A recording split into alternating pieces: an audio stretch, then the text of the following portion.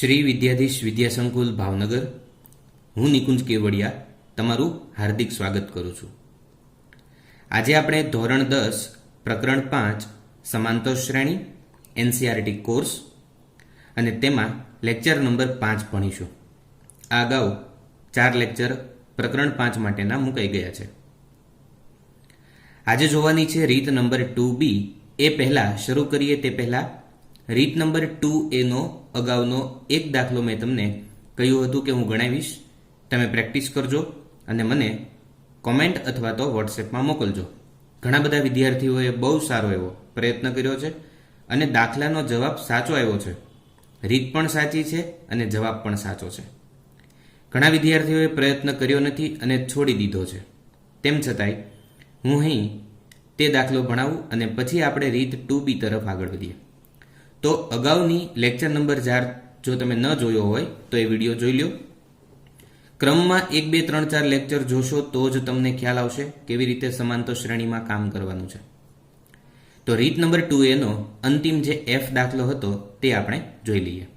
સૂચના એવી હતી કે આપેલી સમાંતર શ્રેણી માટે પ્રથમ પદ A અને સામાન્ય તફાવત D મેળવો.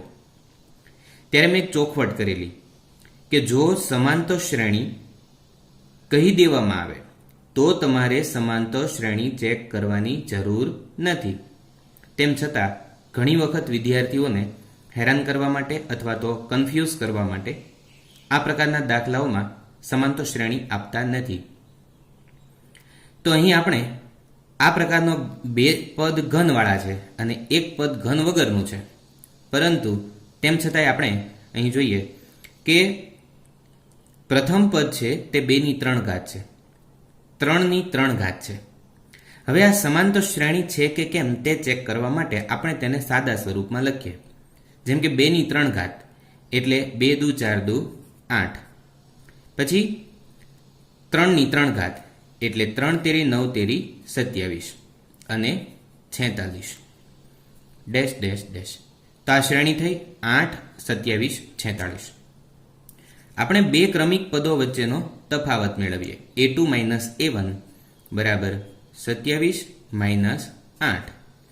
હવે 27 માંથી 8 બાદ કરશો એટલે 19 આવે. પછી આપણે ફરીથી A3 - A2 કરી લઈએ. A3 એટલે 46 - A2 એટલે 27. 46 ઓછા 27 એટલે ફરી પાછા 19. આનો અર્થ એવો થયો કે આ પણ 2 પદ વચ્ચેનો તફાવત છે, ક્રમિક તફાવત D, અને આ પણ 2 ક્રમિક પદ વચ્ચેનો તફાવત D છે. બંને D સમાન આવે છે, એટલે કે 2 ક્રમિક પદો વચ્ચેનો તફાવત સમાન આવે છે અને માટે આ સમાંતર શ્રેણી છે. તો સમાંતર શ્રેણીનું પ્રથમ પદ A બરાબર જે સમાંતર શ્રેણીનું પ્રથમ પદ હોય તે. હવે તમે 2/3 લખો તો પણ ચાલશે અને ફેરવ્યા પછી 8 લખો તો પણ ચાલશે. ખ્યાલ આવ્યો? ચાલો, સામાન્ય તફાવત જે આપણે હજી હમણાં જ થોડા સમય પહેલા મેળવ્યો. તો સામાન્ય તફાવત જેને D વડે દર્શાવીએ છીએ, તો D બરાબર જે હજી હમણાં જ થોડા સમય પહેલા મેળવ્યો 19. તો અહીં આ દાખલો પૂરો થયો. A બરાબર 8 થશે અને D બરાબર 19 થશે. હવે આપણે શરૂ કરીએ આપણી રીત નંબર 2B અને તેની સૂચના કંઈક આ પ્રમાણે છે. જ્યારે પ્રથમ પદ A અને સામાન્ય તફાવત D ના મૂલ્યો આપ્યા હોય એટલે અહીં તમને A અને D આપ્યા હશે. તો A અને D આપેલા હોય તે પરથી સમાંતર શ્રેણીના પ્રથમ 4 પદ શોધો. હું અહીં સૂચનાને ટૂંકમાં લખું છું. 4 પદ શોધો. હવે તમને 3 પણ પૂછી શકે, 5 પણ પૂછી શકે. A અને D આપેલા છે, આપણે પ્રથમ 4 પદ મેળવવા છે. હવે આ દાખલાઓ ક્યાં છે અને કેવા પ્રકારના છે? તો તે સ્વાધ્યાય 5.1 જેમાં પ્રશ્ન નંબર 2 અને તેમાં દાખલા કુલ 1 થી 5 છે તે આપણે અત્યારે અભ્યાસ કરી રહ્યા છીએ. હવે પહેલા દાખલાની રકમ કંઈક આવી છે કે A બરાબર 10 અને D બરાબર પણ 10. ચાલો સૌથી પહેલા તો પ્રથમ પદ, આપણે તો કુલ સમાંતર શ્રેણીના 4 પદ મેળવવા છે, માટે પ્રથમ પદ જેને શેના વડે દર્શાવીએ છીએ? એ વડે.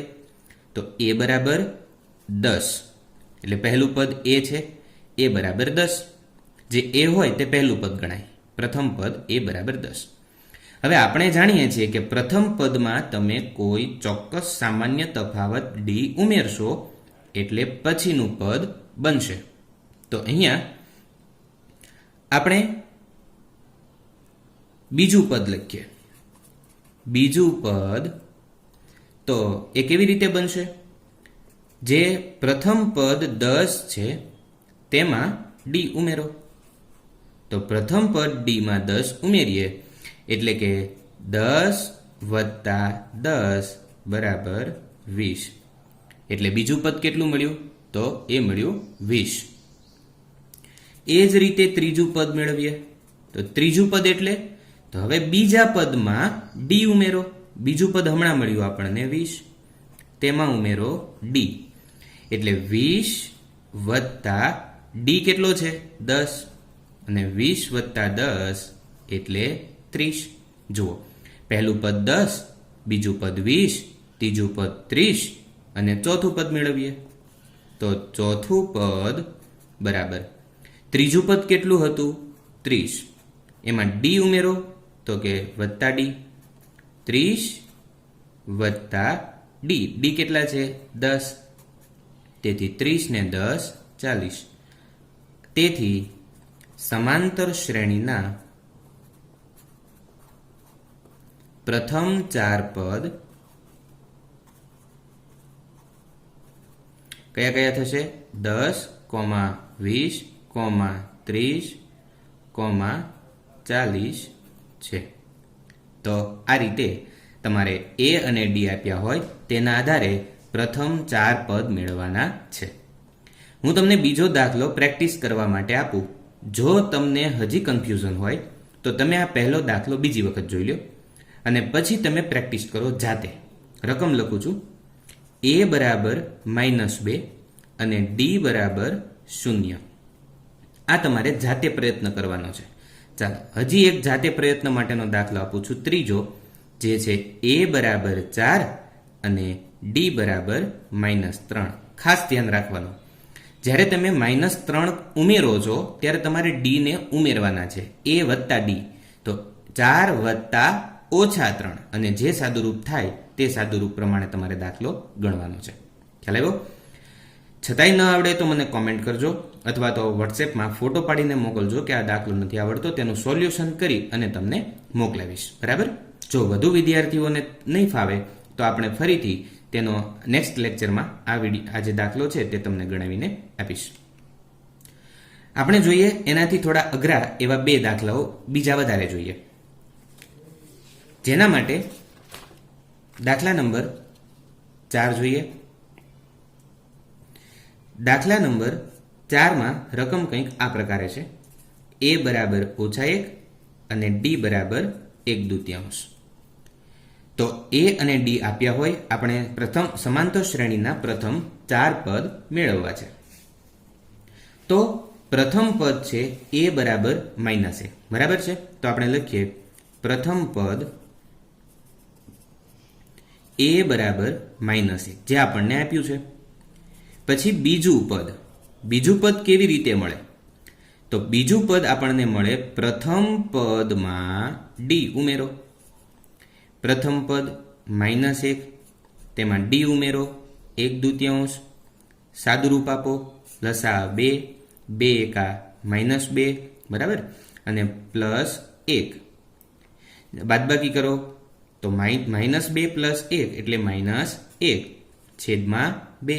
તો આ મળ્યું આપણને બીજું પદ. જો પહેલું પદ કયું મળ્યું? -1. બીજું પદ કયું મળ્યું? -1/2. ચાલો ત્રીજું પદ મેળવીએ. તો ત્રીજું પદ બરાબર, ત્રીજું પદ કેવી રીતે મળે? તો બીજું પદ વત્તા ડી. તો બીજું પદ વત્તા ડી. બીજું પદ કેટલું હતું? -1/2 જે આપણે હમણાં મેળવ્યું, વત્તા, અને ડી કેટલા છે? 1/2. ચાલો બાદબાકી કરો તો 1/2 ઓછા અને 1/2 વત્તા બંનેની બાદબાકી 0 એટલે ત્રીજું પદ કેટલું પ્રાપ્ત થયું? તો 0. ચોથું પદ બરાબર ત્રીજું પદ વત્તા ડી. ચાલો ત્રીજું પદ કેટલું છે? 0 વત્તા ડી કેટલા છે? તો જે રકમમાં આપ્યા છે 1/2. 0 વત્તા 1/2 એટલે 1/2. ટૂંકમાં દરેક પદમાં અડધો વધારો થાય છે. 1/2 નો ક્રમશઃ વધારો થાય છે. આમ સમાંતર શ્રેણીના પ્રથમ 4 ક્રમિક પદો કયા કયા છે? તો પહેલા -1, પછી -1/2, પછી 0 અને પછી 1/2 છે. ખ્યાલ આવ્યો? ચાલો હજી એક દાખલો 5 નંબરનો છે, તે થોડો અઘરો છે, તે પણ આપણે જોઈ લઈએ.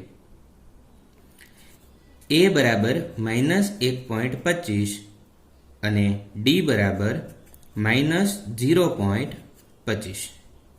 ચાલો પ્રથમ પદ a બરાબર -1.25. બીજું પદ કેવી રીતે મળે? તો બીજું પદ બરાબર પ્રથમ પદ a વત્તા d.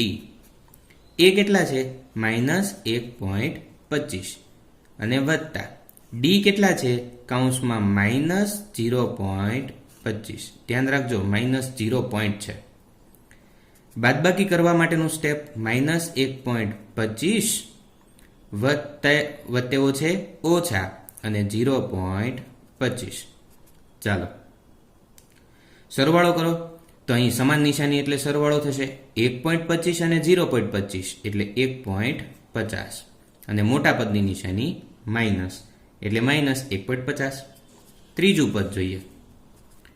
ત્રીજું પદ બરાબર બીજું પદ શું હતું? જો આ -1.50. પહેલું પદ કયું હતું? -1.25.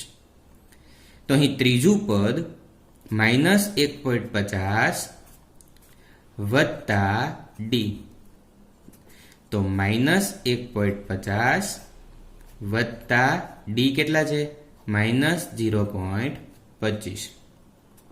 સાદુરૂપ આપીએ -1.50 ઓછે વત્તે ઓછા -0.25 બરાબર સમાન નિશાની સરવાળો અને 1.50 વત્તા 0.25 એટલે એ થશે 1.75 અને મોટા પદની નિશાની એટલે આ મળ્યું આપણને ત્રીજું પદ.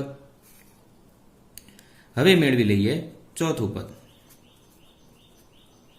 અને ચોથું પદ તો એ આપણને મળશે બરાબર ત્રીજું પદ. એક મિનિટ. ત્રીજું પદ વત્તા ડી. ચાલો ત્રીજું પદ કેટલું છે? તો એ છે -1.75 વત્તા ડી કેટલા છે? તો એ છે -0.25 બરાબર -1.75 ઓછે વત્તે ઓછા અને 0.25 બંને સમાન નિશાની તો સરવાળો 1.75 અને 0.25 એટલે 2.00 અને મોટા પદની નિશાની એટલે -2.0 એટલે ખરેખર તો -2.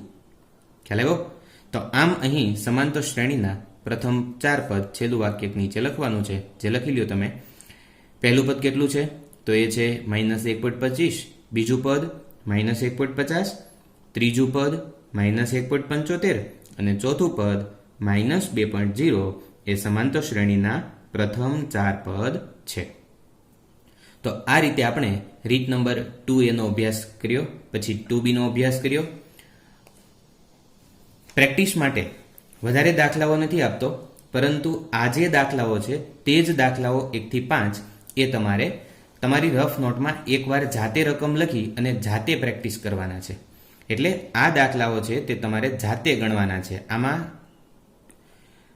કોઈ પણ પ્રકારનું એક પણ વખત જોવાનું નથી. ખ્યાલ આવ્યો? બીજું, હવે પછી આપણે રીત નંબર 2C ભણશું. ટાઈપ 2C, જેની અંદર સમાંતર શ્રેણીમાં 3 ક્રમિક પદો આપ્યા હોય અથવા તો કોઈ પણ ક્રમિક પદો આપ્યા હોય અને આપણે તેમાંથી k ની કિંમત શોધવાની હોય. આ પ્રકારના દાખલા જોવાના છે, જે બોર્ડના મોસ્ટ આઈએમપી દાખલાઓ છે. બરાબર? તો ફરી મળીશું લેક્ચર નંબર 4 ની અંદર, લેક્ચર નંબર 6 ની અંદર. 4 શીખ્યા, 5 શીખ્યા, હવે 6 ની અંદર. ઓકે, એક રિક્વેસ્ટ કરવાની કે તમે જે અત્યારે યુટ્યુબ વિડીયો જોઈ રહ્યા છો તેની નીચે એક સબસ્ક્રાઇબ બટન છે તથા બાજુમાં એક બેલ આઇકન આવશે. સબસ્ક્રાઇબ બટન દબાવશો એટલે બાજુમાં એક બેલ આઇકન આવશે, એ પણ દબાવી દો. અને એ દબાવતાની સાથે ઓલ એવો ઓપ્શન આવશે, તે ઓપ્શન ઉપર ક્લિક કરી દો એટલે અહીંથી જે કંઈ નવા વિડીયો અપલોડ થશે એ તરત જ તમને તમારા ફોનમાં નોટિફિકેશન સ્વરૂપે મળી જશે. બીજું, એક્ઝેક્ટ ટાઈમ ટુ ટાઈમ હવે વિડીયો અપલોડ કરવામાં આવશે અને તમને એડવાન્સ તેનું શેડ્યુલ પણ આપી દેવામાં આવશે. તો એ જ પ્રમાણે હવે પછી તમે તમારા શિક્ષણને આગળ વધારતા રહેજો અને તે સમયે વિડીયો જોવા માટે બેસી જવાનો, એટલે વચ્ચે ગેપ ન પડે અને લિંક તૂટી ન જાય, જેથી તમે સરસ દાખલાઓ છે તે સરસ રીતે ભણી શકો. બરાબર? જય હિન્દ, જય ભારત, અને ફરી મળીએ આપણે લેક્ચર નંબર 6 માં. Thank you.